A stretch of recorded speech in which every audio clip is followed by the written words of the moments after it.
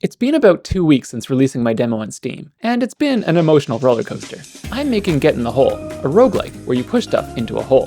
I had already worked hard for weeks on polishing the demo, but even after pressing the release button on Steam, I knew there was still a ton of work to do. Games don't market themselves. It's the developer's job to find players, whether that's through social media, emailing content creators, or whatever else. So that's why, shortly after releasing, I was really surprised to see that a bunch of players had found the demo on their own. Within a couple of days, over 300 players had tried the demo, and daily wish lists had jumped dramatically. I think what happened is that my demo did well enough to be featured in the new and trending demo section on Steam. And it didn't stop there. Just one day after releasing the demo, a YouTuber called Gojo found the game and released a video. He has over 130,000 subs, and I never contacted Gojo. He had found the game all on his own.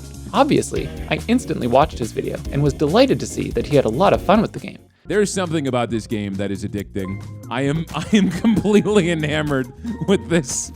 But I didn't rely on organic discovery alone. I also sent out emails to over 60 creators asking them to try the demo. Of those I contacted, the biggest by far to actually play the game was Gray Still Plays, a YouTuber with an insane 8.5 million subs. His video on the game has pulled in over 128,000 views so far. I was really happy to see that Gray Still Plays also had a really fun time playing the game. Several other smaller YouTubers put out videos as well, including Goatforce Gaming, Introvert Party, the Spanish language only roguelikes, and a bunch of others. But here's where things get complicated. To be honest, I kind of expected the Gojo and Gray Still Plays videos to completely change the fate of the game, with thousands of wishlists appearing overnight. They both liked the game, and had presented it in a great light to their audiences, but the result wasn't exactly what I hoped for. The result of even the large Gray Still Plays video was only around 120 wishlists. Definitely helpful, but not life-changing. The Gojo video's impact is mixed up with the demo release, but it definitely didn't contribute more than about 100 wishlists either. So what went wrong? Getting featured by big creators is the kind of exposure that every developer dreams of. But if I compare views on the Get in the Hole videos to other videos on those channels, I definitely see that my game doesn't perform as well as some others. For example, on Gray Still Plays, my game got 128,000 views, which is a lot less than some peer videos that have more than 300,000. On Gojo's channel, my game got 21,000 views, which is a lot less than every other video in the same time frame. I'm not really sure how to explain this. I guess for some reason Get in the Hole appears less appealing in a YouTube thumbnail than other games. It's kind of depressing, but it is what it is. In any case, I still think the game is doing okay. We're now up to around 800 wishlists and near 1,000 demo players, with more players still finding the game every day. Before releasing, I would have been more than happy to know I'd have these kinds of numbers a couple of weeks after release.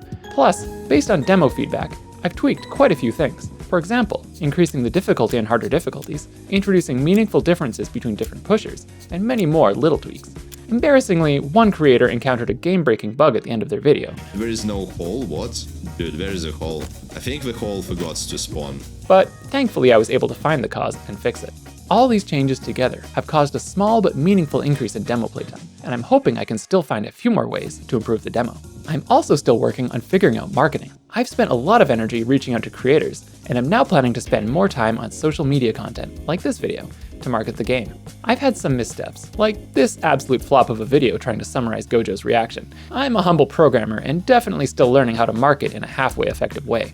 If you haven't played the demo yet, I encourage you to give it a try using the links in the description. If you do, let me know what you think, either in the comments or on the Discord. The game is still a work in progress, and I'm planning to spend the next few months polishing it before participating in the June Steam Next Fest, where I have a chance to drastically increase my wishlists. I'm working on a comprehensive devlog video covering everything since my last update, but honestly it's been really intimidating scrolling through the massive amount of work I've done in the last few months. We'll get there though. Subscribe to follow my journey, and I'll see you next time. Bye!